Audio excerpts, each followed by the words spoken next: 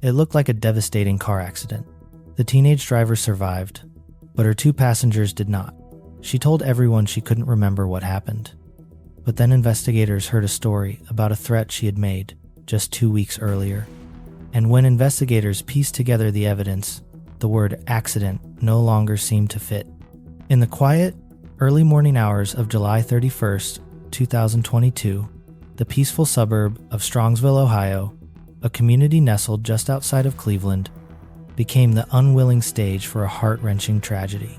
This single event would rock its tight-knit community to its very core, leaving scars that would never truly fade. Initial reports began to surface, painting a confusing picture of a devastating car accident that involved 3 young people. There was 19-year-old Davion Flanagan, 20-year-old Dominic Rousseau, and 17-year-old Mackenzie Shrilla. What makes this even more poignant is that both Davion and Mackenzie had just walked across the stage at their Strongsville High School graduation only a few months earlier. Their futures were supposed to be just beginning. Early on in the investigation, law enforcement worked with the information they had. They believed that Mackenzie Shrilla had somehow lost control of the Toyota Camry she was driving. The result was a catastrophic crash into a solid brick building on Alley Drive at precisely 5:34 in the morning. But here's where the story takes its first unsettling turn. It wasn't until approximately 45 minutes later, at 6:15 a.m., that a passerby discovered the scene. A runner, out for their morning jog, came upon the wreckage and immediately dialed 911. When law enforcement arrived, they were met with a scene of utter devastation.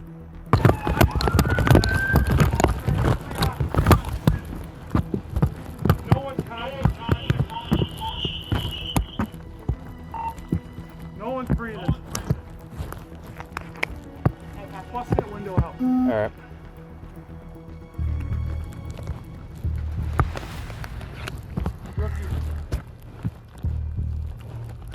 You got Oh my God.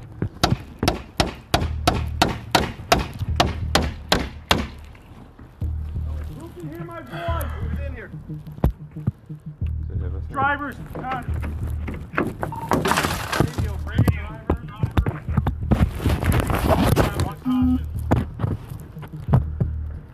I copy. All three. Come here. Call him the plate. Let him call it in. Oh my God. Can you see her breathing? She's breathing. She's breathing. Head's wedged. They found all 3 passengers unconscious, completely unresponsive, and trapped within what was now just a brutally mangled car frame. The first responders from the Strongsville Fire Department worked with incredible speed and urgency to extricate Dominic, Davion, and Mackenzie from the twisted metal. Unfortunately, though, their best efforts couldn't change the tragic outcome for 2 of them. Both Dominic and Davion were declared dead right there at the scene. Mackenzie, who had been behind the wheel, was critically injured. She was flown to Metro Health Medical Center, clinging to life. Investigators immediately began the process of piecing together what happened, waiting for the results of her blood testing. These tests would show if drugs or alcohol had played a role in this horrific crash. The victims' families and the entire community were completely grief-stricken and, frankly, just sickened by the news.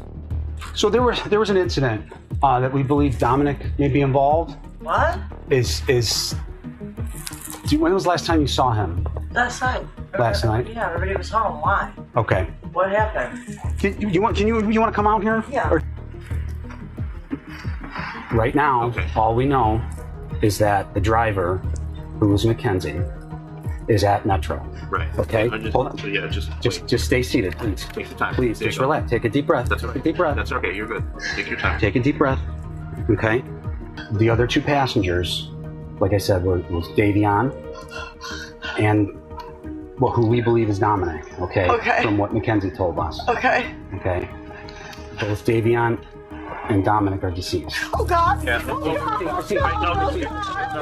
Just sit down. Oh God. Just sit down. Oh my God! Sit there, that's fine. Oh my God! Why would this happen? Where were they going? Why don't you have a seat? We don't know that right now, yet. Christine. But can we get somebody else for you at this point? Is there somebody, any other family That we members? can contact? There you go. Have a seat. Take your time. Take your time. Christine, Yes. can we get somebody else? we're going to come in with you. Christine, we're going to come in with you, okay?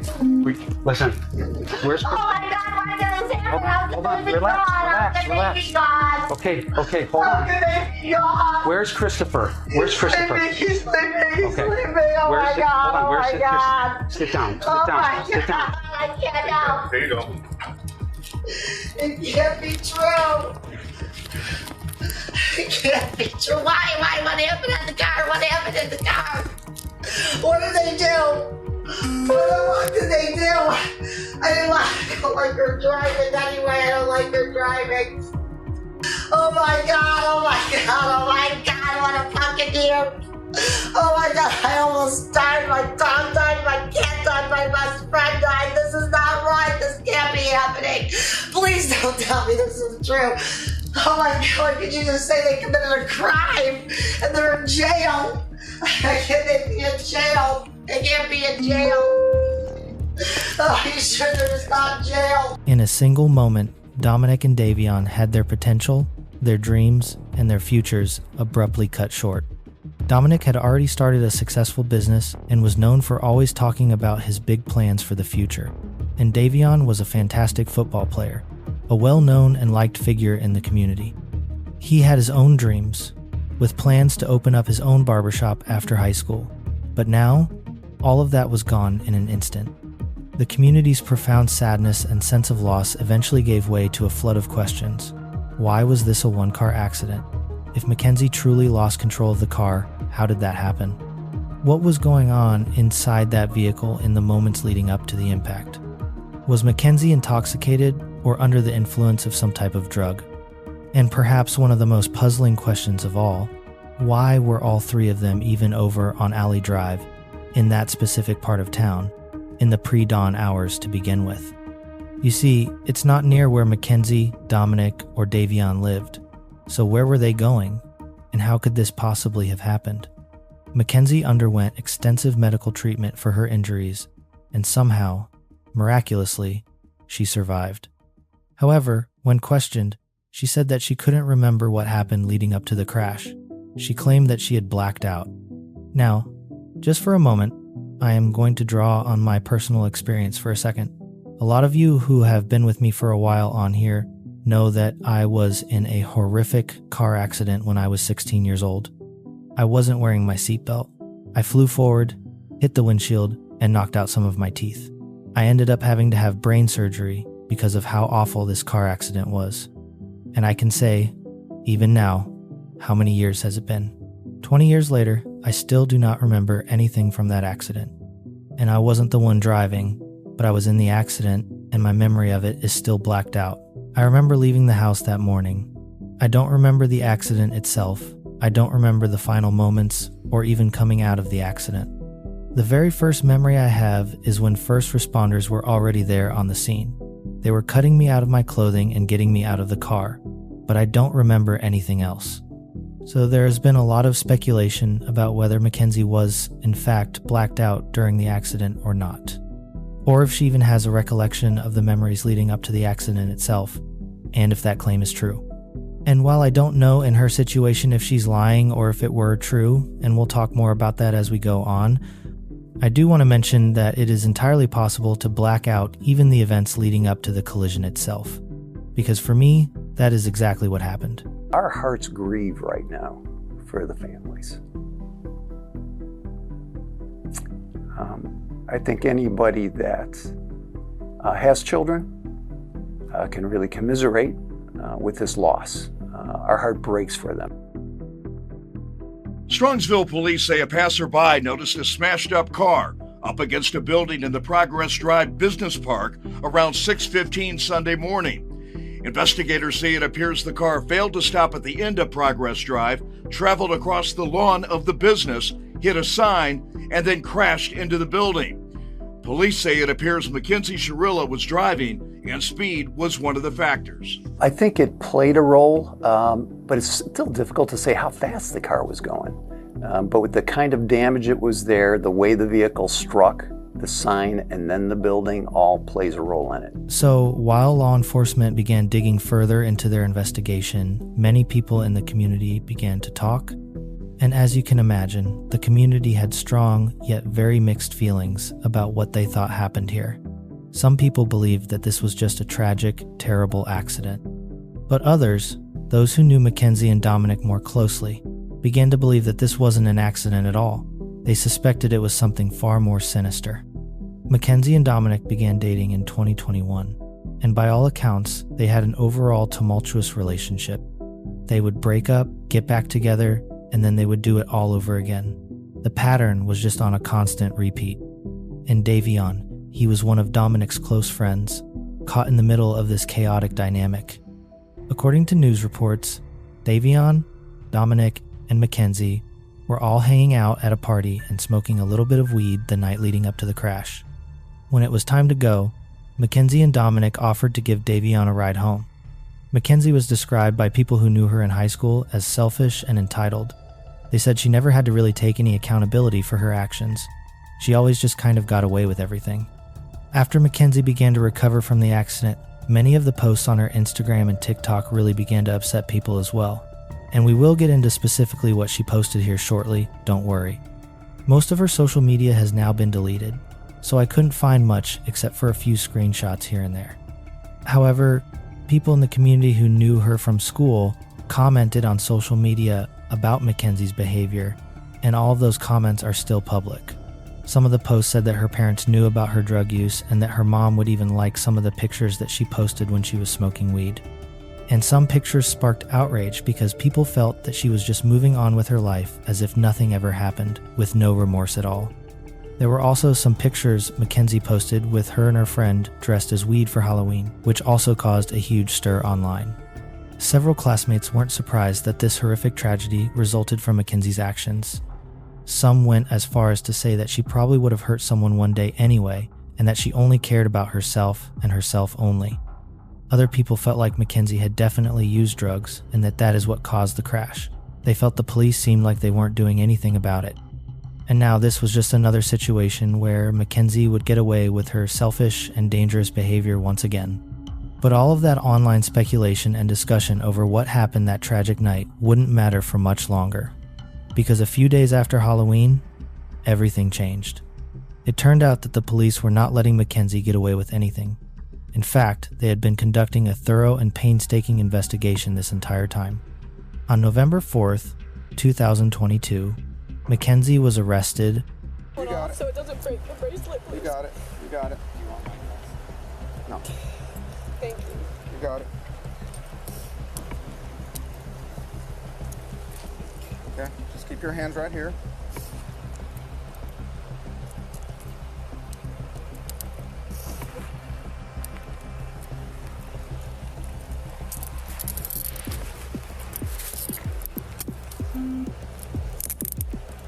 You're not gonna tighten these, okay? I don't want to hurt you.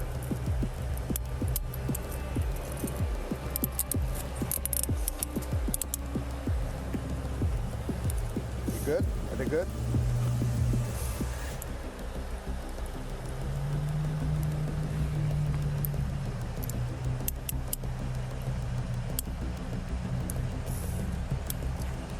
Thank you. All right. This screws are right here. Actually, he took her out of the car and we did not. Okay. Do you have anything I like that?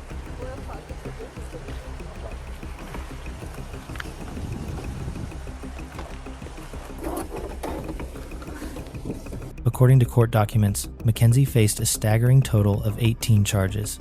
Counts 1 and 2 were for aggravated murder. Counts 3, 4, 5, and 6 were for murder. Counts 7, 8, 9, and 10 were for felonious assault. Counts 11 and 12 were for aggravated vehicular homicide. And all of these charges were directly related to that crash on July 31st, 2022. But the list didn't stop there.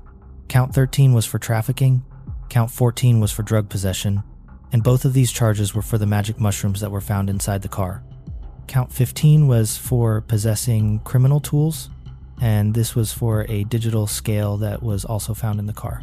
So there were 15 charges in total related to the car crash and to the deaths of Dominic and Davion. The other 3 charges were for allegedly breaking into the Columbia Church of God in Columbia Station on July 19th, 2022. Those charges were count 16, breaking and entering, count 17, vandalism, and count 18, desecration. Mackenzie's blood test from the hospital revealed that she had THC in her system, indicating she was likely high at the time of the accident. After their investigation and talking to witnesses who saw her that night, it was determined that even though mushrooms were found in her car, they were apparently not in her test results. Mackenzie's bail was set at $500,000, but she didn't get bailed out of jail and remained in juvenile custody until it was time for trial. Since she was a minor at the time of the crash and charged as such, there weren't many public details about this case that were initially released. However, all of that changed in March of 2023, when prosecutors and the judge agreed to try her as an adult. When the crash occurred on July 31st, 2022, Mackenzie was 17. Her birthday is on August 2nd, so she turned 18 just 2 days after everything happened. She had a hearing in April of 2023 via Zoom, where Mackenzie pleaded not guilty as the judge continued her bond at $500,000. But again, Mackenzie remained in custody. During that hearing, the prosecution told the court something chilling. They said, "The evidence in this case overwhelmingly indicates that these were intentional and purposeful deaths." On July 19th, 2023, almost a full year after the horrific crash, Mackenzie had her first pretrial hearing. During the hearing, Mackenzie did not accept a plea deal that the prosecution was offering. Her lawyer indicated that they were prepared for trial. Thank you, Your Honor. At this time, the state has provided full disclosure of discovery. I have received an offer from the defense, and my supervisors marked this file. The state's proposed resolution to the case would be for the defendant to plead guilty to counts 3, 4, and 11 as charged. Counts 3 and 4 are both titled murder. They are murder B under 2903.02B. Count 11 is drug possession of felony of the 5th degree under 2925.11A. It's my understanding the defense is not interested in a plea at this time, and we are set for trial August 7th. That's correct, Your Honor. I went on Monday and discussed this at great length with Mackenzie. The week before that with her parents present, talked with her today, and it's her desire that she does not want to enter a plea to 2 counts of murder. And Mackenzie, are you satisfied with the lawyer so far? You can say yes, Your Honor. You are so far. In the United States, you have a right to a trial by jury or a bench trial. If defendants want to waive their right to a trial by jury for whatever reason, they absolutely can.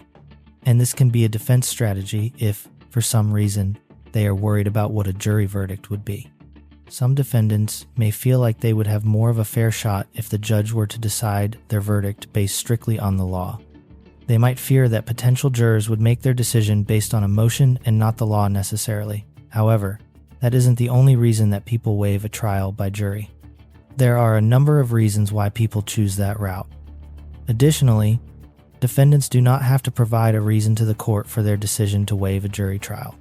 So with that, that's what Mackenzie chose, and her bench trial was set for August 7th. The first day of trial began on August 7th, just 5 days after Mackenzie's 19th birthday. During opening statements, the prosecution began to detail all of the moments leading up to the devastating crash. 6:15 in the morning, Strongsville police and emergency personnel received a 911 call. They revealed that the black box inside Mackenzie's vehicle had been clocked at 100 miles per hour. Now, black boxes aren't the official term. It's an EDR, or event data recorder. But these devices record driving and vehicle data from the moments immediately before, during, and after an automobile crash. And that wasn't all. They also had cold, hard evidence to prove this. Because when the accident occurred, a nearby building's security camera caught the entire thing on video. In the video, You can see Mackenzie's car traveling at an extremely high rate of speed before disappearing off the screen and ultimately crashing. The prosecution also said that this didn't just happen based on reckless driving either, and they would present a witness who overheard Mackenzie's own threats. Observed at that time the defendant striking Dominic Russo with both hands, and that he overheard her make a statement, an admissible statement, and she said, "Dominic, I'm going to crash this car." We find that it is especially and important to her state of mind just 2 weeks later when she used a car to kill Dominic Russo. Despite this mountain of evidence, Mackenzie's lawyer, Mr. McDonald, of course, had a much different perspective. He argued passionately against the insinuation of intent. Instead, he painted a picture of a tragic accident rather than a premeditated act. How can you come to any conclusion other than, if anything, she's reckless? Is it just kids being kids? Is it Dominic grabbing the steering wheel? Is it Mackenzie maybe speeding and saying, "Oh my God, dark out, it's late, I'm coming up to this, I better do something," and she goes like that to avoid an accident, not acting purposely, but in fact trying to avoid it? Is it sudden acceleration, panic? Those are all possibilities. Mr. McDonald also argued that the side airbags going off in the final seconds before the crash could have contributed to the severity of the event. He said, and I quote, "It occurred in about 4.5 to 5 seconds before. It's a significant force that makes a huge sound. There's talcum powder or some type of powder that is let go. So if they only have 5 seconds of recordings, and those 5 seconds are all what happens after the airbag is deployed, how can you come to any conclusion other than, if anything, she's reckless?" During the course of the 4-day trial, many first responders and other witnesses were called to the stand. It turns out that there was more to the crash than just that one video of Mackenzie flying by at 100 miles per hour. There was another building that captured footage of Mackenzie turning onto the street just before pressing on the gas. In this video, you can see Mackenzie driving at a completely normal speed, even braking as she prepared to turn. Her blinker was on and was signaled to the correct direction that she was going. This video was absolutely key to the prosecution's argument that this was intentional. It wasn't some wild situation where she was driving completely out of control the entire time. Even worse, experts spoke about the EDR box in Mackenzie's car.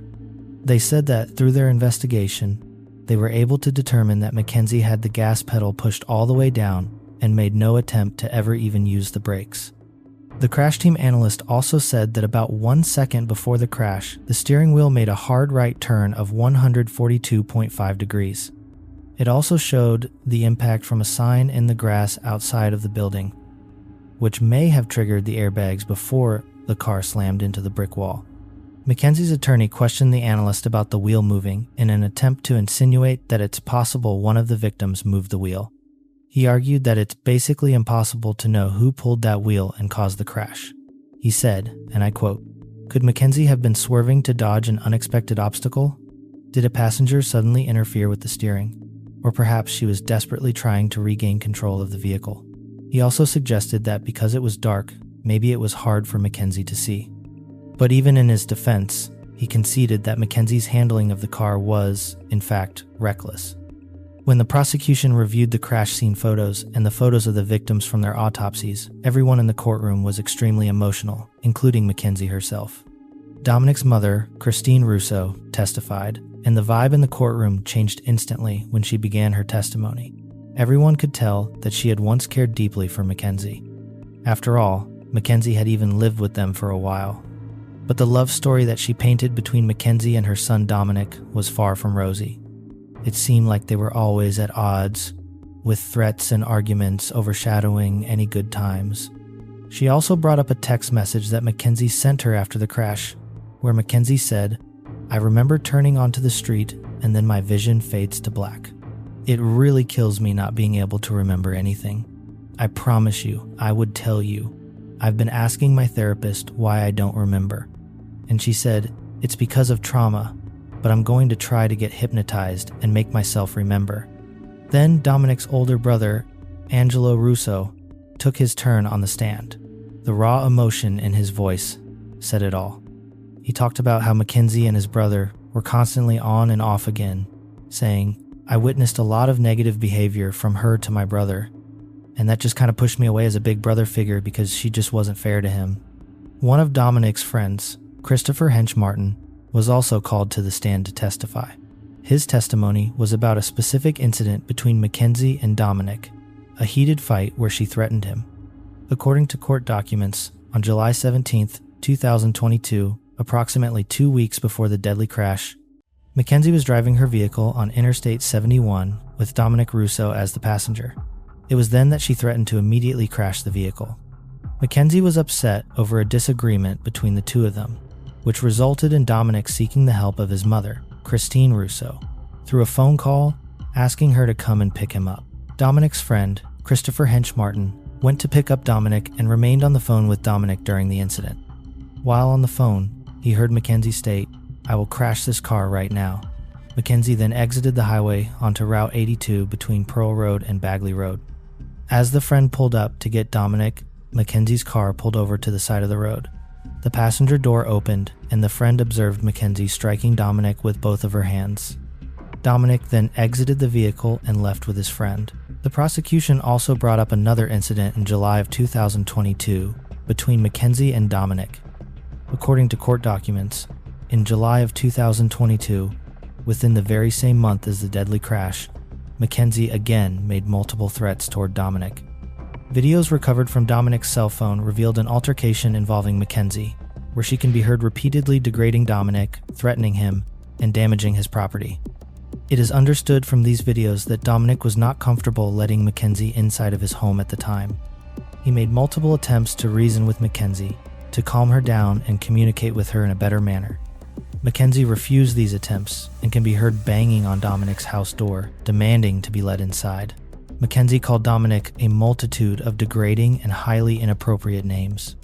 Despite Dominic's efforts trying to reason with Mackenzie, she refused to listen and continued her erratic behavior. Exceedingly important are the threats made by Mackenzie to Dominic throughout this incident. She threatened to key Dominic's car if he would not let her in, and she verbally counted down multiple times in an attempt to force Dominic to let her in. She repeatedly told Dominic that this was his last chance to let her in, and she stated, and I quote, "You're gonna come open this door right now or there's gonna be a serious fucking problem." She threatened to break the handle off the door and can be heard hitting and damaging the door as well. Mackenzie stated, and I quote, "Dom, I'm gonna give you one last second or else I'm keying your car." Dominic then had to call his mom for help and stopped recording. Let me key my car. Tell me to break the door. Key your car and you do not let me in the house. You're going to key my car If you don't let me in the house, yes. She threatened his property. Mm-hmm. She threatened to break into his house. Correct. Did Dominic? When you're asleep, you don't know what was happening. I did not know. I know. And you didn't see Dominic and Mackenzie fight at all? No. Everything seemed fine between them, right? Yes. That trial continues in the morning. So if you're wondering how all of these prior acts were able to be brought into the trial in the first place, since it's technically what's known as 404B evidence, it's because the prosecution filed motions to allow it in. They argued that it went directly to Mackenzie's motive. According to court documents, the prosecution believed Mackenzie's past threats and aggression toward Dominic provided an important perspective of how Mackenzie responds in situations where she is displeased or in disagreement with others. Further, the evidence shows that she was aware of her ability to cause harm to the victims, especially by means of her own vehicle. It showed how she could use the power of threats and control to ultimately reach the outcome that she desired. The other act's evidence confirms that there was no mistake or accident in deliberately crashing her car and ending the lives of the victims. Dr. Esther Singh, a Metro Health System trauma surgeon who worked on Mackenzie's medical report, was also a witness in the trial. She told the court that Mackenzie told their team at the hospital that she did not remember what led to the crash. The prosecution also asked the surgeon to read part of the medical report. She said, and I quote, "Patient then became tearful, processing heavy loss and a depression. Since her accident, patient shared feelings of grief, guilt, and shame. Patient stated she wanted to die and that it was her fault for killing her boyfriend." One of the prosecution's primary theories was that Mackenzie was afraid that Dominic might break up with her or really leave her for good. So instead, she decided to end his life with her car, just like she had threatened to do in the past.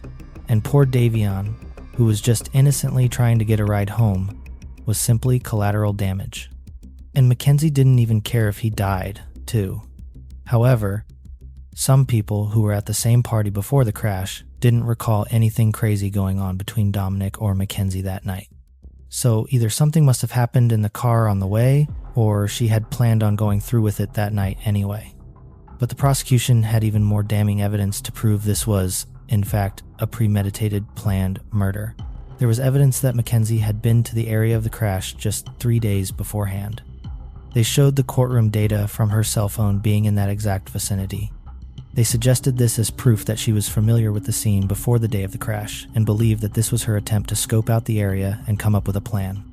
It was also brought up that maybe Mackenzie was trying to end her own life, along with Dominic and Davion in the car, but just happened to survive. However, Mackenzie's attorney stated that she was not suicidal in any way. Mackenzie's mother took the stand near the end of the trial. She had a very different angle on what might have caused that tragic crash. She said that Mackenzie has a condition called POTS, postural orthostatic tachycardia syndrome, a condition which causes dizziness. When the connection between the crash and Mackenzie's condition was brought up, her mom said that it could be a factor. Mackenzie's aunt also testified with a much different story of what Mackenzie and Dominic's relationship was like. She believed that the two were honestly head over heels for each other, despite all of the rumors and talk about them having a rocky relationship. Many people felt that Mackenzie's mother's testimony was just another example of her mom trying to excuse her daughter's bad behavior. After 4 days of trial, each side presented their closing argument. Sharilla is also facing charges of felonious assault and aggravated vehicular homicide. The judge announced she would deliver a verdict on Monday at 1 p.m., and then the verdict was in. There is nothing that I can do or say today that will return these two young men to their families.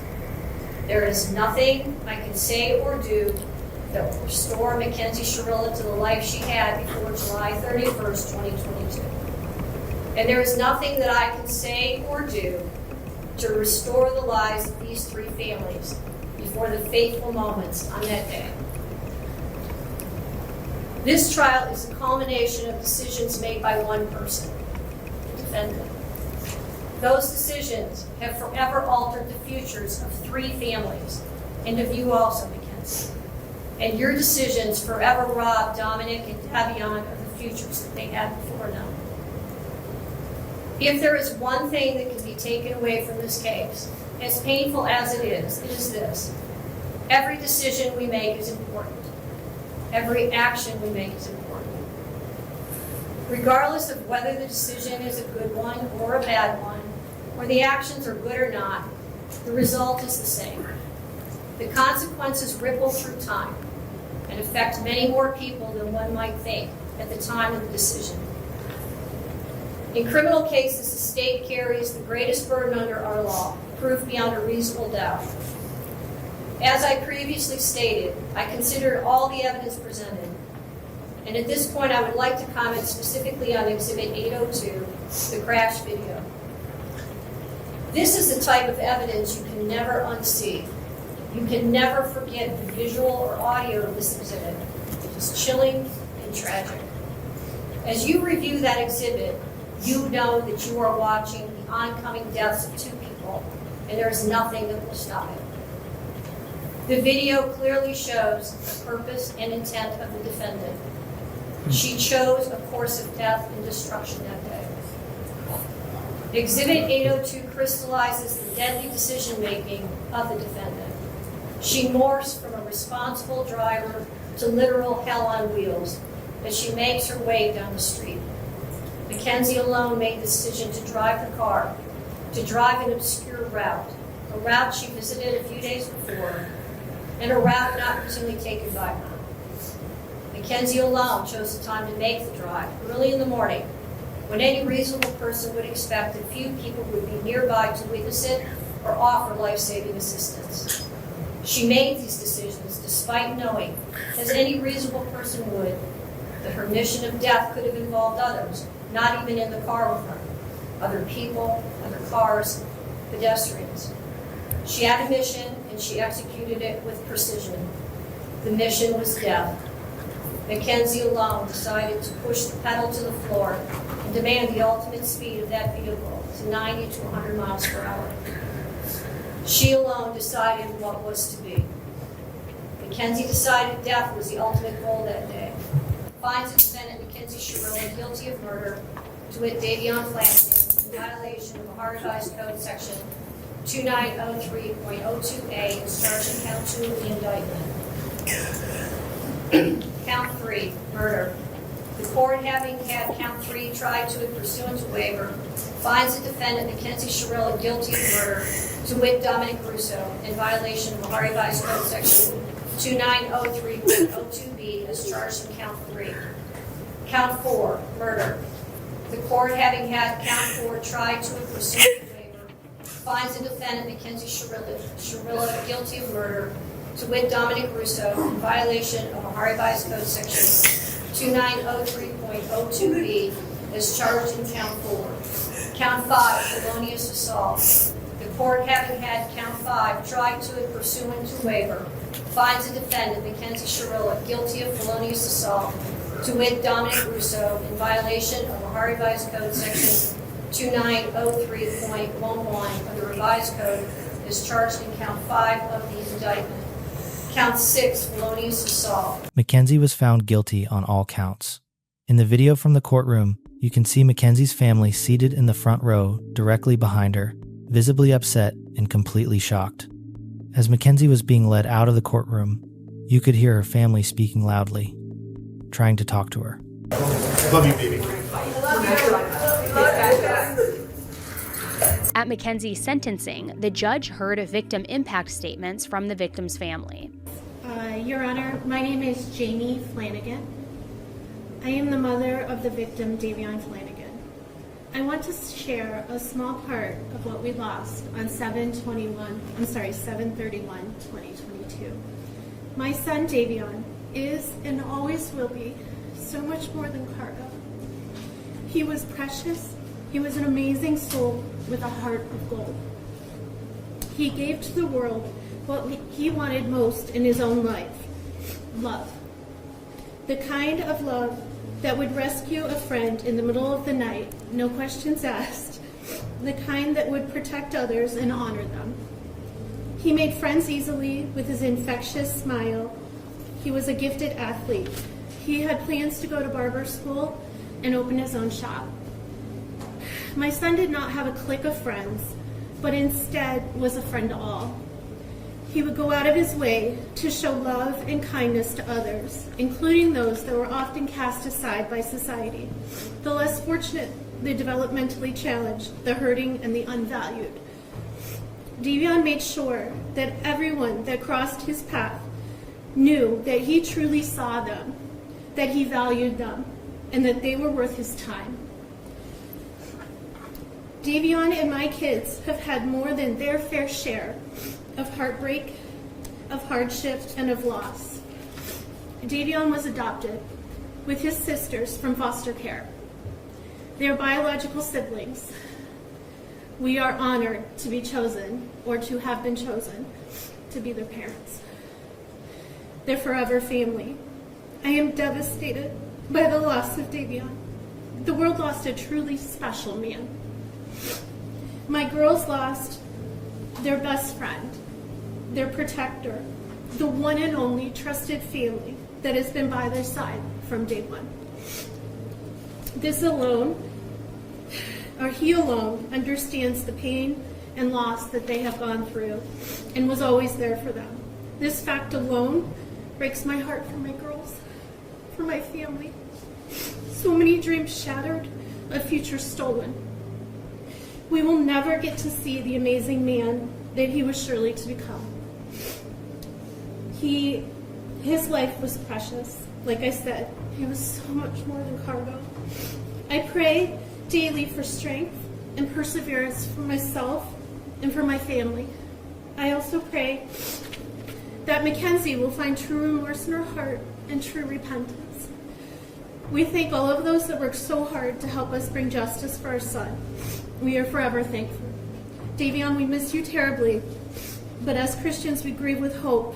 We will make sure your memory lives on, and we ache for the day that we are united again in eternity.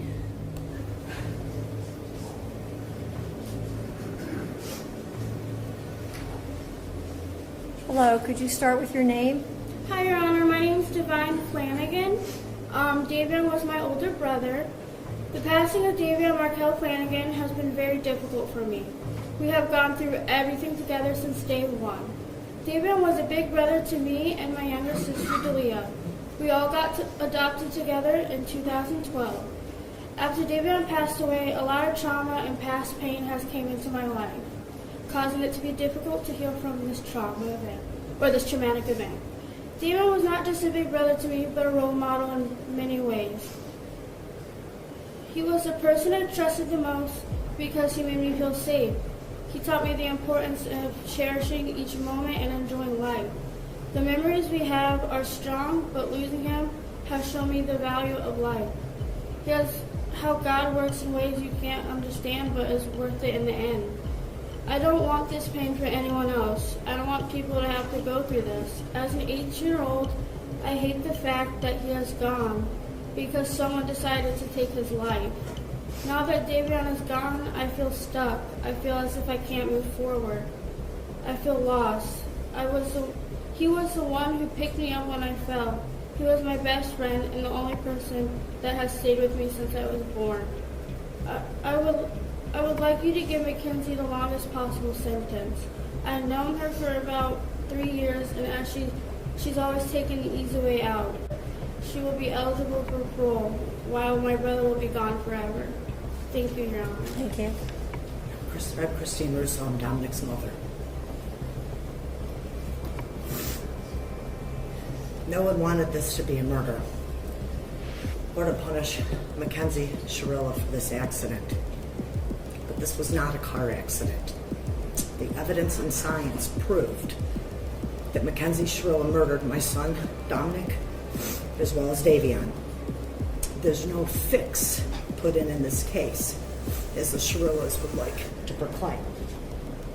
I want to thank Strongsville Police Department and the state of Ohio for seeking the truth behind this crash. Thanks to them, we all know what happened in that car that day. What we don't know is why. I wish I could change this every day. I lost 3 children in that crash. Not a minute goes by each day that I don't think about my son, as well as Davion. My heart is forever broken. The cries heard from the Shirilla family and friends after the verdict are nothing more than a lack of remorse. Mackenzie Shirilla had a choice. Dom and Davion did not. We are all left here to mourn. But what Dominic and Davion lost can never be remedied in any way or by any particular sentence. July 31st, 2022, I called Mackenzie's mother, hysterical at the loss of my son and Davion. I knew Mackenzie was in the hospital, and the first statement said to me was, "Oh, please don't listen to what everyone's saying on Facebook." Yeah, my son is dead, his friend is dead, and I'm checking on yours. Yet social media is what's important. Social media has made a game out of the life of Mackenzie and is making a game out of this heart-wrenching tragedy. No one can imagine the pain of losing a child unless they have lost one themselves. The pain is forevermore. Time does not heal this wound. Mackenzie, going to prison because you did this. Be thankful that you're still alive and have a future, whatever that may be. Dom and Davion were robbed of their futures, their hopes, and their dreams. Mackenzie showed no mercy on Dominic, nor did she on Davion. Only God at this time can have mercy on her soul. Thank you. To hear their pain is so unbelievably heartbreaking and just unimaginable. When I was researching this case, I found a GoFundMe for Dominic's gravesite. The GoFundMe was from his sister, and it read, "Hi everyone, I'm Dominic's oldest sister. Dom tragically passed away on July 31st, 2022. He was 20 years old and our hearts were left shattered to pieces. Since then, myself, my sister, and Mom find comfort in keeping his gravesite a sight to see for everyone to come and enjoy. It started as his parents and siblings trying to hide the dirt after his burial, and it blossomed into this beautiful memorial site that keeps us working together in honor of Dom. My mom tends to it every day for hours, whether it's printing pictures for everyone to look at, adding solar lights, adding decorations, keeping up the landscaping around it, adding and exchanging hundreds of flowers, laminating letters and pictures, finding trinkets to add to it or beautiful statues, etc. This is what we do it for Dom. And it's in honor of our beloved brother and son. Friends and family leave memorabilia, notes, pictures, things like that that remind them of Dom. Somehow yesterday his grave was set on fire and everything burned to the ground. Nothing was salvageable except a cement cross. Most of the items were irreplaceable, such as flowers and ribbon from his funeral, letters from his nieces and nephews and friends and siblings and parents, stuffed animals, things that can't be replaced. The items cost us thousands of dollars and will cost us thousands to replace. Most items were very expensive. We spent on the flowers alone originally around $1,200 each. Solar light decoration can range up to $50 a piece. We are asking for any donations from friends and family so that we can get his gravesite back to how it was and before July 31st of this year, which marks his 1-year anniversary. Dom's grave means so much to us. Words can't explain. We miss and love you so much. Our Nuachi baby until we meet again. Your sister loves you. Now, this is just heartbreaking. Because they had this beautiful memorial site set up for him, set up for people to come to pay their respects, to grieve. And for whatever reason, whatever happened, it burned to the ground. So now they, of course, want to replicate that welcoming moment, that loving space, that heartfelt space for people to share their thoughts, share their memories, and grieve the tragic loss of this young man. It's just so sad. Your Honor, there's very little that I can say after hearing from those who love Dominic and Davion in regards to the impact that the defendant's conduct had on these families' lives. And we have received a series of letters that has been submitted on behalf of the defendant. In summarizing these, they describe her as a good student and a loving and caring person, and that she could never do something like this. And they continually, despite the verdict, refer to this as an accident, and an unfortunate accident, and tell you that she is also a victim. And there are just a few things that I think is important for the court to consider in determining a sentence today. Part of the evidence in this case and introduced in trial was evidence from the defendant's cell phone. There were search warrants executed on her various social media accounts, her school records, her medical records, things of this nature. And I think that who she actually was is directly contradictory to what is painted by the letter submitted on behalf of her today. I'm not even cool. I'm just one of those girls that can do a lot of drugs and not die.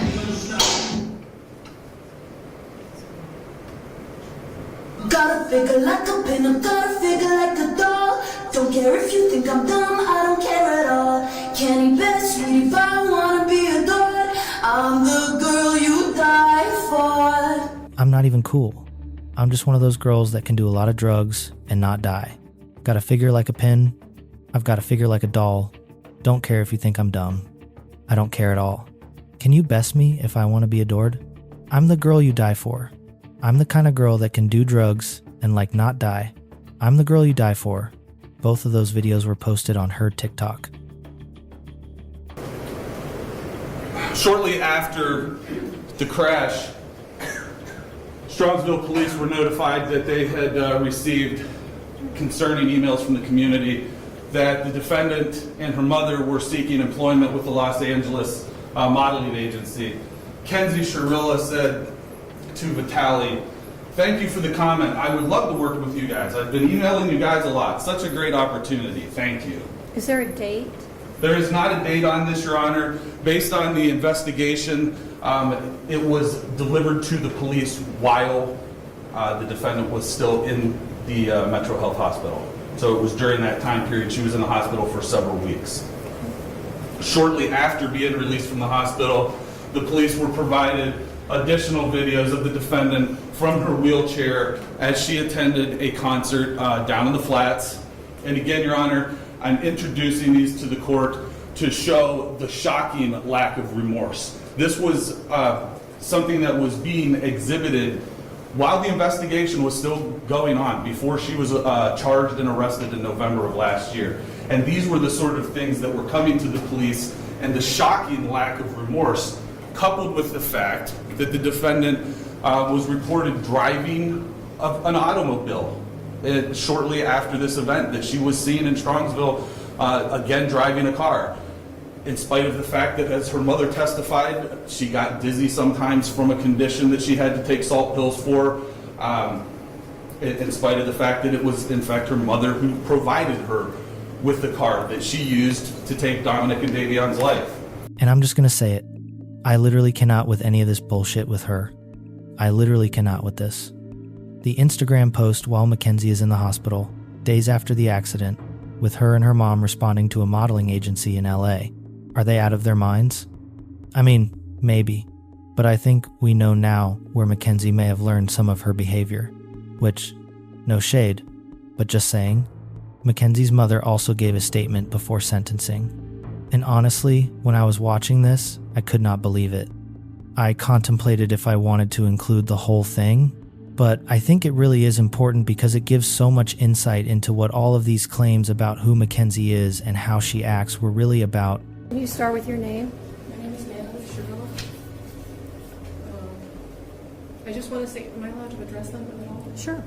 I just want to say to the families that I'm broken, sad, and lost, and my heart hurts for everyone, okay? Davion was her new friend, and Dom was the love of her life, and he was part of our family, okay? I'm just so sorry that this happened and you're heartbroken, okay?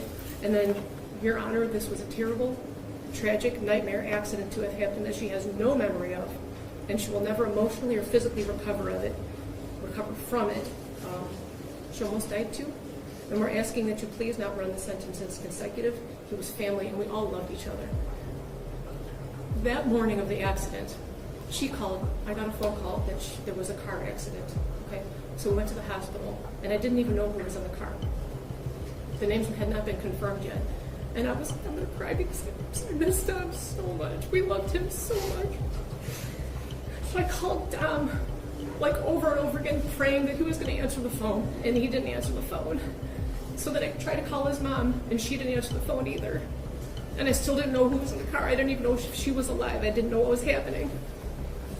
So then we were in the waiting room, and then his mom she did call me, so I answered the phone, and I was like, oh my God, like, I don't even know who was in the car, like, what's happening, was that Dom? And she said, what do you mean, my son is dead? And I was like, I'm so sorry. And then she said something like, and now I have to wait until your kid's out of the hospital, and then I didn't hear the rest. I was like, we loved him so much, and I hung up the phone. I did not talk about social media. I didn't even know what was going on yet, okay? So then, that was it. In the hospital, that Vitality post, I commented on that because somebody had called her a murderer, okay? And she's not a murderer, so she didn't even have her phone at that point because the police had still had it, okay? So I jumped on, and I was like, you know, she's not a murderer. She's more sad than most of these people commenting. She's been trying to get in touch with you. I mean, at that point, it was just an accident. So I commented on her behalf, not because of the modeling opportunity. Who cares about that? I don't want them to refer to her as a murderer, okay? And I don't even know how that comment got on the phone because the police still had her device, and she could not access her phone or social media. That's why I did it.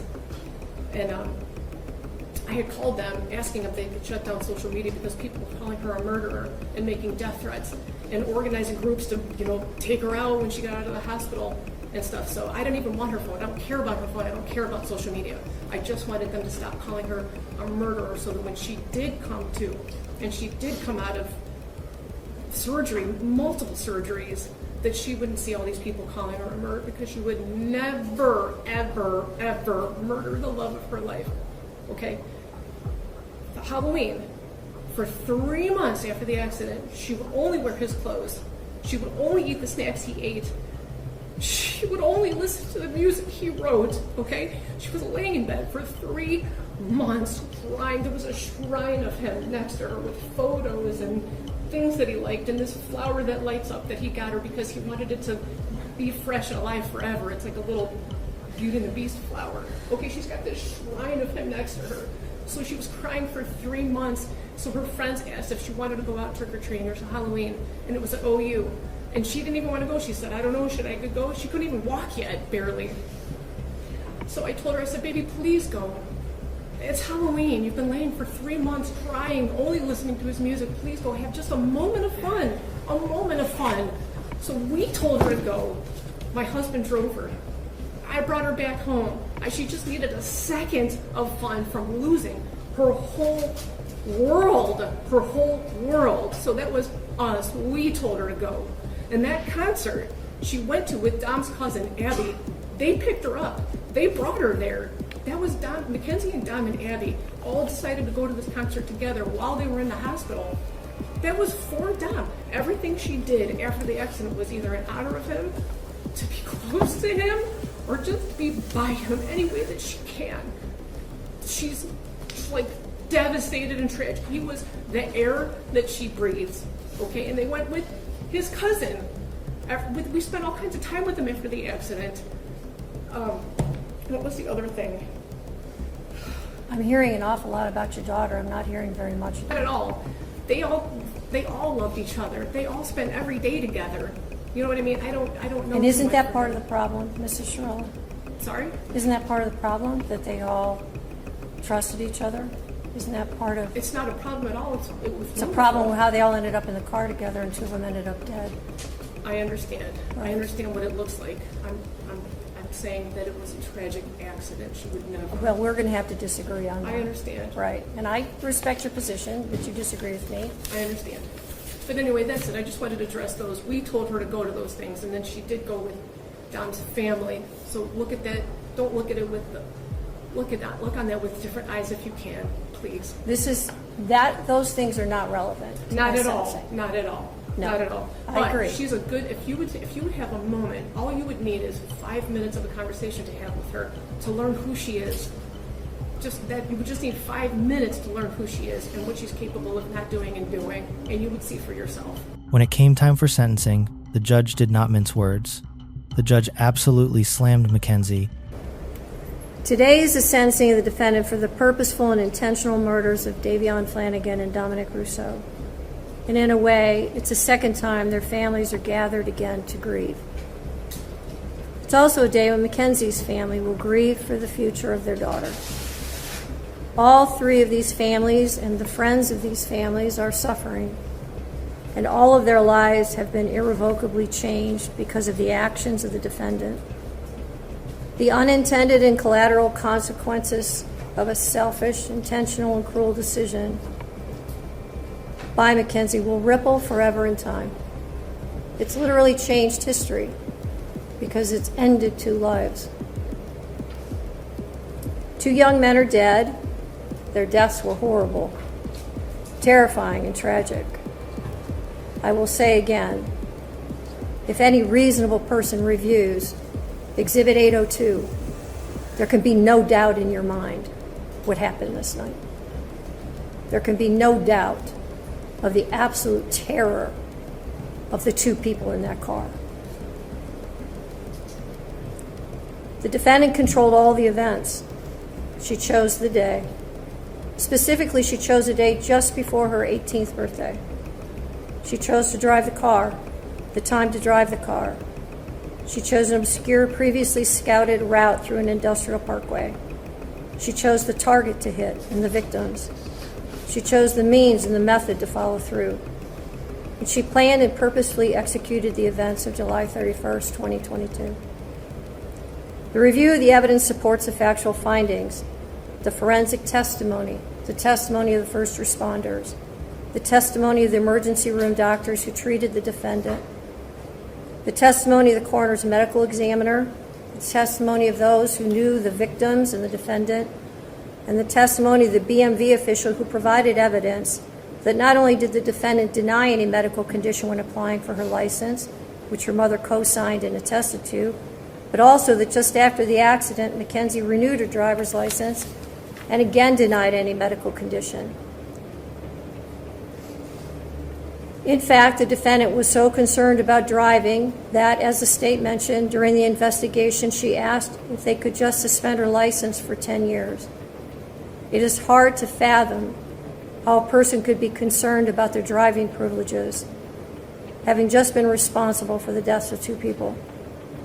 There was no medical condition that caused this as an accident. There was no mechanical failure of the car. The record is clear on the facts and the evidence. Her mother's uncorroborated statements without any medical testimony or records is not persuasive. It is also important to remember that even if Mackenzie intended to also die in this crash, that is irrelevant. A failed suicide attempt is not a defense to murder. And even in a murder-suicide attempt, when the perpetrator executing the plan survives, the other death or deaths are still murder. There's only one person who's responsible for the pain of everyone in this room, and that person is you, Mackenzie. Nobody else is responsible. This isn't the fault of Dominic's family, or Davion's family, or your family. And I know that each of you have asked your questions to yourselves, what if? What if I had done this or that? The truth of it is, none of us can control the intentions of another. And when there is a purposeful intent to harm or kill someone, it is the perpetrator alone who bears the responsibility for the choice and the consequences and the harm that follows.